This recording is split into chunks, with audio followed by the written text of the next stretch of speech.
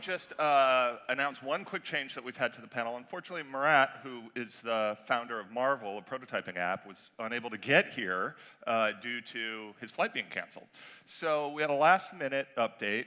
My friend Mike Davidson, thanks for joining us. Mike is the vice president of design at Twitter, and I think it's going to make a fine substitution. So thank you again for doing that. Great. Let me set a little more context based on what Scott was saying. We're talking, first of all, the title of the panel here, Design is the New Engineering. I don't think we're talking about craft, the craft of design replacing the craft of engineering. In fact, as we saw this morning, that's getting more and more blurred. But it is really about the focus, this idea, this almost mythology from Silicon Valley of two engineers in a garage creating the next products is much more an engineer and a designer, or a designer and a business person, or a designer even alone. From that foundation, let me add some statistics that have been going on. In the last 5 years, 27 companies with a design co-founder have been acquired by a tech company. In the last 5 years, 15 design agencies have been acquired and integrated into product companies, something that never happened in the past. Design agencies were only ever acquired by larger design agencies. So that's a big shift. And from a more personal perspective, in the last 18 months, 6 different venture capital firms in the San Francisco Bay Area added designers as partners, and that's something that happened in my career. I'm now a partner at True Ventures. So I would like to talk to this panel about this full stack design that Scott was talking about. There's design tools that not only, I think, are changing the way that people like all of you are making products, but also democratizing creativity and expression. Things like Pinterest and Instagram are ways of people visually representing themselves who may never have been designers. There's designers as founders, which we have one here on stage, using user experience as a way of differentiating. I think Typeform is a great example of that, so we'll talk about that in a second. And then design in the DNA of companies. And let's start there. So Neil, I'd love your perspective on this. You have nearly 20 years of investing experience. You started Index Ventures, one of the most successful European-based venture capital firms. I think there's this hypothesis here around designers as founders, user experience in a company as a way of sort of mitigating the risk in what is increasingly crowded spaces of making sure that these are products that are actually going to be more successful because of consideration of user experience. Have you seen that?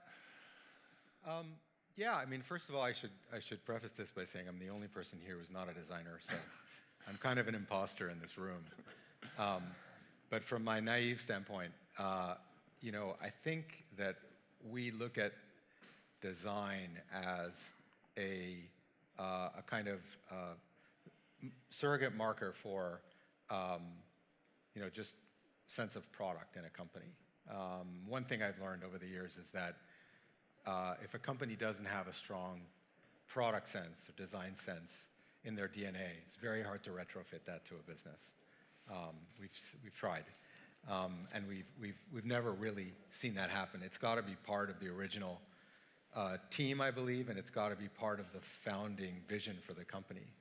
And today, it's really, you talk about a design-first approach to solving a problem. So we look at that as one of the indicators in deciding whether or not we want to invest in something, and we're looking for an indication that the company has thought deeply about how to connect a user with a solution, and how that's going to look, how that's going to feel, how that's going to flow.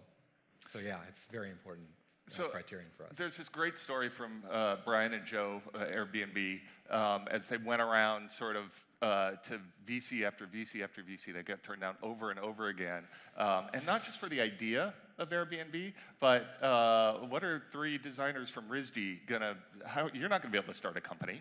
Like that perception, it seems, Airbnb, Pinterest, we have all of these examples now of that happening. Is that just now more of a bias has lifted across the investment community? Well, you think back, I don't know who they were talking to in those meetings, but if you think to the people, and this is one of the reasons why I think this is a young person's business, but 40 years ago, it wouldn't have been uncommon to have people come into your office and pitch an idea to raise the first few $1 million to go buy servers and disks and and software licenses to go build something and then come back and show you something, right? Look how far we've come from that. Where today, if you walk in and you don't have something wiggling, you can't show a prototype or something, then you're just not resourceful enough as an entrepreneur. In a way, engineers have put themselves out of a job by building so much abstraction and giving so much power to people who are not engineers and not coders to deeply affect what a product does.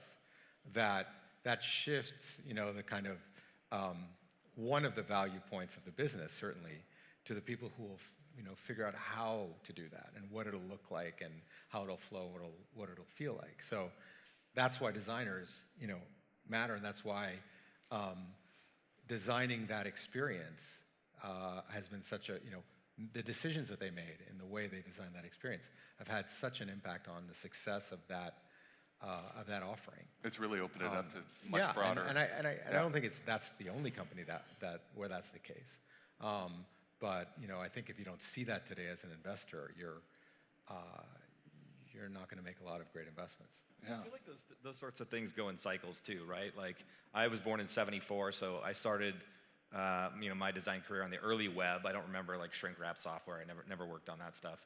But when the web first became popular, we didn't even have cascading style sheets at all, right? All we had was HTML. So a designer didn't have a whole lot of power, right? It was the webmaster at the time, right? Like that was who was the great builder of the websites.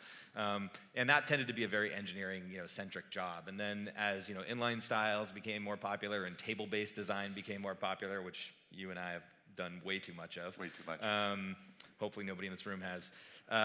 Then we sort of like found ourselves with a little bit more power and a little bit more influence. And then when cascading style sheets became popular, even more influence, right? And so we reached kind of this point, I think, in the, let's say by the early aughts, is that what you call it, the aughts? Sure. The 2000s, where designers were able to create entire experiences on their own, oftentimes without engineers in the room. Not that that's a good thing, but we had all the tools at our disposal to create amazing experiences just on our own machines, essentially. So that was like a peak, right? And then I think we kind of went down a little bit with the advent of mobile design, right? Because no designer knew Objective-C when the iPhone came out. Most designers these days still don't know Objective-C or Swift or Java.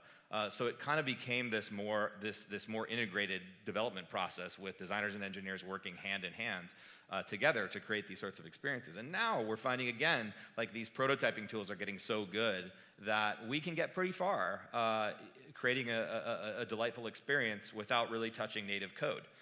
So it's just interesting to see, like, every few years we kind of go up and down the cycle of how much influence and power and ability as a designer you have to create great experiences on your own. I should say that I think creating great experiences is really a team sport. Ideally, you've got a PM, designer, engineer, researcher all involved from day one. That's kind of how we think of things at Twitter, but that's not for everyone. So I just think it's interesting to see the cycles that we go through. It's a great perspective. David, creating Typeform, 2 design co-founders, is that right? Yeah. Tell us about your experience there. Well, we weren't business people, we were just product people. Myself and my co-founder had our own creative agencies, and we basically went into this without any business sense at all, but we had a sense of product, and we had a sense of empathizing with users. So we applied that to forms and came at it from a totally different perspective. And I think people kind of connected with that quite well. So your product, and I don't mean to minimize it in any way, but I think it's a beautifully designed, very intuitive and usable version of SurveyMonkey, really, right? The thing that everybody, so I don't mean to minimize it, but that would be a touch point that everybody has been like, this is the leader in the industry of online forums and things like that. You took a totally different approach to a relatively crowded and somewhat sort of complete market. Coming from a design we had no perspective. pressure. We were kind of working in our own vacuum. We didn't have investors at the time. We didn't have real employees because we were just using resources from our own company. So we could just go head on, just trying different things. And we just had one mission, is to try and make forms as awesome as possible, and that was it. So then you, as Neil was saying, sort of came to a point where you decided to take investment with a fully functioning product at that point. Sure. Well, that was a bit later. I mean, we went through a couple of rounds of investments before that, before Neil came in, but yeah. So that, so essentially we're able to sort of almost bootstrap, sort of get started. Yeah, we actually spent around a year and a half just playing around with the product before we even released it, because we had no economic pressures, because we had our own design studios, so we were able to just, in our spare time or on downtime from projects, just work on Typeform. So do you find yourself now in a position as a designer managing engineers? Well, luckily, I have someone to do that, but I'm managing designers. I mean, we have a very small design team at Typeform, and I'm super involved, obviously. Yeah, I think, you know, from a designer point, managing engineers is for an engineer manager, not for a designer to do. Although there is, you know, a lot of collaboration between the two all the time. I think engineering and design in the future are going to be melting into one. You see already designers that are prototyping using Framer.js and so forth. So I actually would add to that I think it's really important for a designer to understand what he's designing for. You can't just design in a vacuum to make things pretty. You have to actually understand the technology that you're designing for. Fundamentally, yeah. That's great. Mike, I want to get back to what you were talking about with that sort of waxing and waning of relative power that designers have. At bigger companies now, we have this idea of designers getting a seat at the table. Yeah. That perhaps in the past was much more elusive. That certainly sort of the trajectory of my own career was to start my own companies, since it was so hard to get the kind of influence and authority I wanted to have over the product at the places that I had worked before. What do you think? What's this sort of chief product officer compared to CTO, and have you seen that playing out, say, at Twitter, for example? Well, I mean, I would just say if you're a designer in this room and you're thinking about joining a company, you should join a company that either has already given design a seat at the table, or is interested in bringing you in order to give design a seat at the table. I think, as you said, it's a fairly recent phenomenon for like design executives to sit kind of shoulder to shoulder with CEOs and VPs of engineering and VPs of product and all that. But it's really important for us, at least, to think of product design, engineering, and research all as equal kind of legs of a stool. We have all four of those disciplines involved in every single product that we build from start to finish. So there's no PM going into a corner for a week or two writing a roadmap for the rest of the team to execute. There's no engineer going home and rewriting a service that nobody has approved and seen before and launching it without any sort of design oversight. There's no designer even spending 2 or 3 weeks in a dark room working on mock-ups and then springing them on the rest of the team. We really believe in a collaborative design process, and that goes all the way from the top of the company to the bottom of the company. So I mean, I look at everybody who's involved in product development as co-designers of the customer's experience. It may be the PM's job to kind of frame the problem that you want to solve and figure out how you're going to measure success. It's probably the designer's job to lead the exploratory process of prototyping and divergent thought in terms of how many different ways can we solve this problem. It's the lead engineer's job to make sure it gets built solidly and in a way that will scale. And it's the researcher's job to make sure that we fully understand the problem that we want to solve before we set out to solve it. So does it take a little bit longer than like a straight dictatorship? Sure. But straight dictatorships rarely ever work. Ed Catmull, who is speaking, I think, at the very end of this conference, maybe at the end of the day, Thursday, fantastic speaker. I could listen to the guy speak for days and days. You should totally go see him. From Pixar, From right? Pixar, yeah. He's got a great book called Creativity, Inc., which everybody should read. And in it, there's a great quote that says, "Involve people in your problems, not just your solutions." And that really kind of sums it up to me. I think by involving everybody's energy at the beginning, the middle, and the end of the process, you get everybody's best creative energy on the problem that you're trying to solve. And sorry, if I could just add, it's not just designers who can add design to the design process. Right. Because design isn't always just about, pushing pixels or drawing. It's also about, being involved in a process, even like designing a process for how a person gets onboarded into the company. Absolutely. It involves design, so it's not always about designers. Yeah.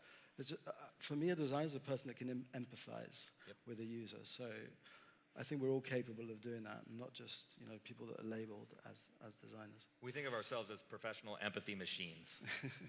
That was certainly the perspective that I tried to take when we were building Typekit, which was that we would use similar sorts of empathy values and things, not just for the product, but even extending into our business development relationships.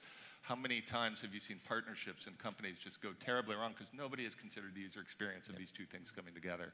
We did that kind of stuff, our sales process, even in terms of service, all of those things as part of, ultimately, the product experience that people would have. So, yeah, that's good.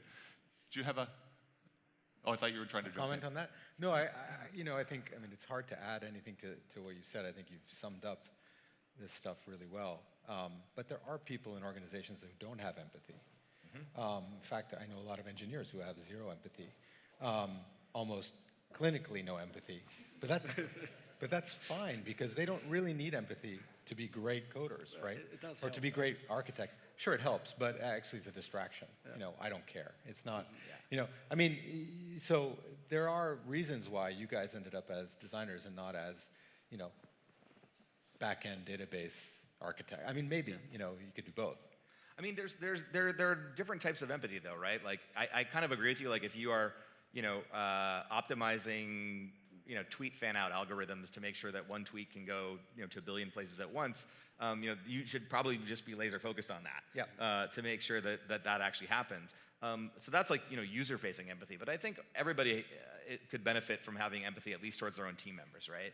And so your job may not, as an engineer, may not be like writing something that goes directly in front of a user, but you have to work with people on your team, and you have to work with other people in the company. And I think you're right. Like, there are people who are clinically empathyless, but I at the same time, I think it's possible, and it's actually our responsibility to teach empathy at every endpoint we possibly can. I think it's a framing mechanism, really, even in the example that you gave, right, of performance, right? That having a performant app, something that is going to respond very quickly, is part of the user experience. Yeah. So even that engineer that's got heads down is not just writing code for the purity of the algorithm, right, but they're affecting the user experience. Right.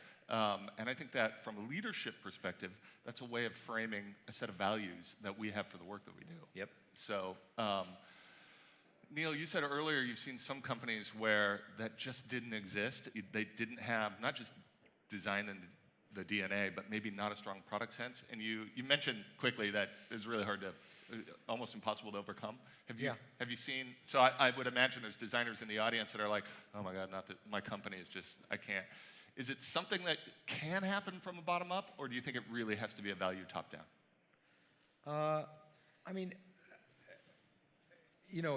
It's not really a question of top down versus bottom up. In a small company, there are 10 people. If you're so hierarchical that that somebody kind of at the low end of that hierarchy can't be heard, you have other issues. But so it's not so much whether it's the CEO or the first CTO or design product person at the company. It's more, do they think this is important? It's how did they come to this problem? Why is this idea in their heads?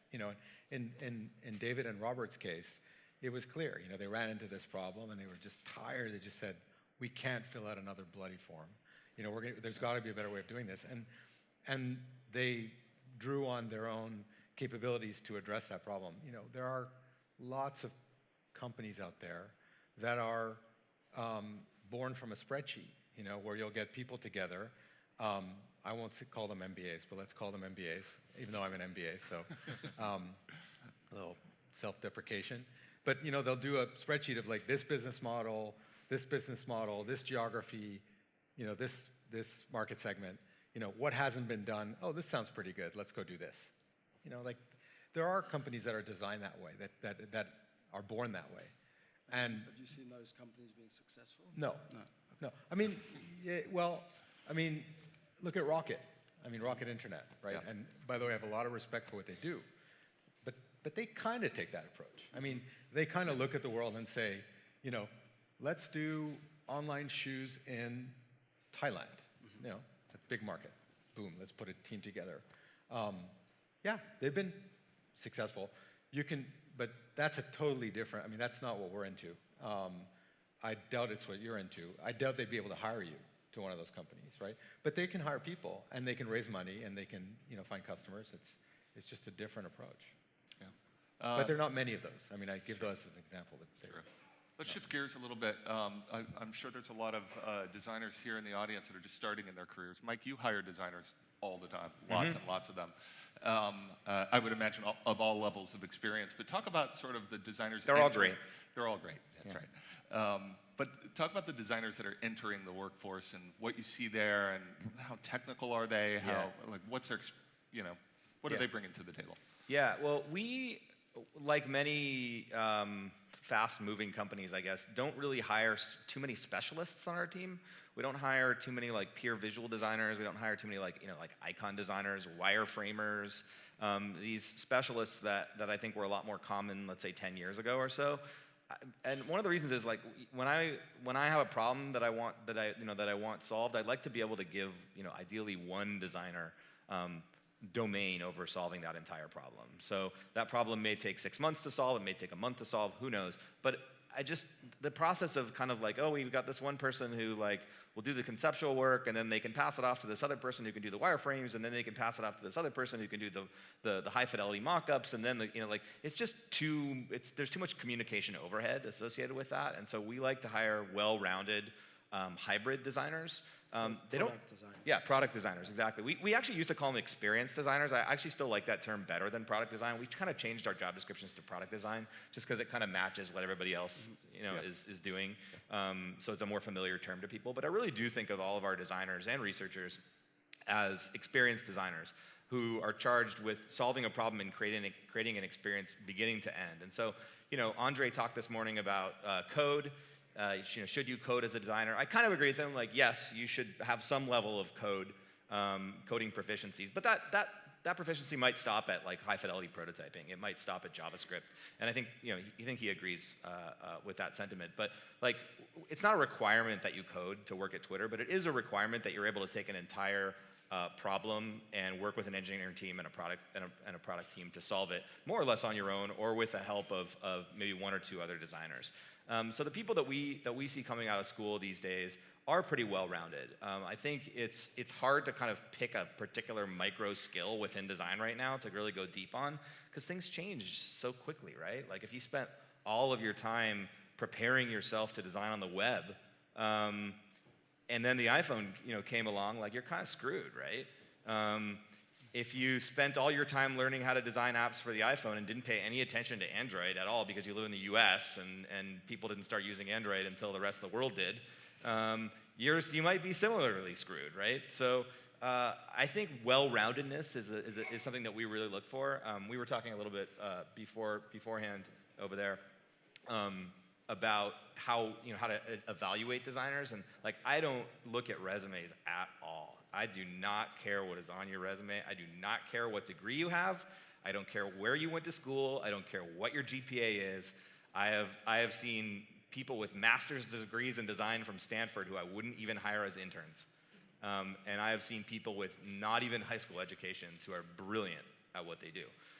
All I care about is, how good is your stuff? How good is your stuff? Are you able to articulate the problem that you were trying to solve, show the process that you went through, and then show a really nice solution to the problem?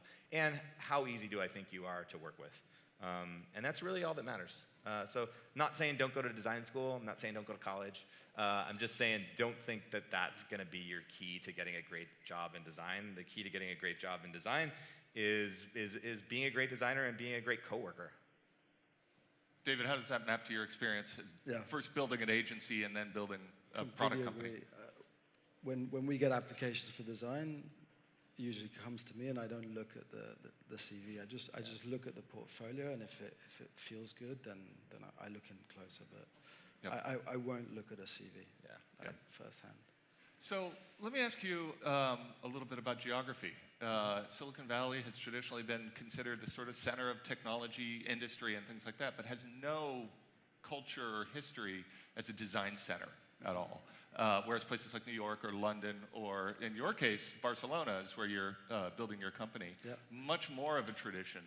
Do you think that's an opportunity now to shift some of the center of where things are happening and being built? Yeah, I mean, Barcelona is quite an inspiring city, so it attracts people that are creative.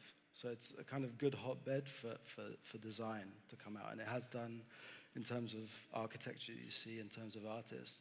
I don't think there's quite yet like a kind of culture of product design yet. You see a lot of graphic designers coming out of Barcelona, but not so much product designers. And Right. I think that's just because there aren't that many products coming out of Spain. There's a lot of kind of vertical websites and big listings and so forth, but we haven't come across that many. What's the entrepreneurial environment like in Spain and Barcelona? It's good. It's vibrant. It's still pretty small, but it's growing quite fast. And Barcelona, like I say, is a great place to attract talent as well. People really love the city. When you travel around the world and you say you're from Barcelona, people's eyes always kind of open up, saying they love Barcelona. So even from a recruiting point of view, yeah, it's, no, helpful. we've managed to bring people over from San Francisco to Barcelona just because of the city.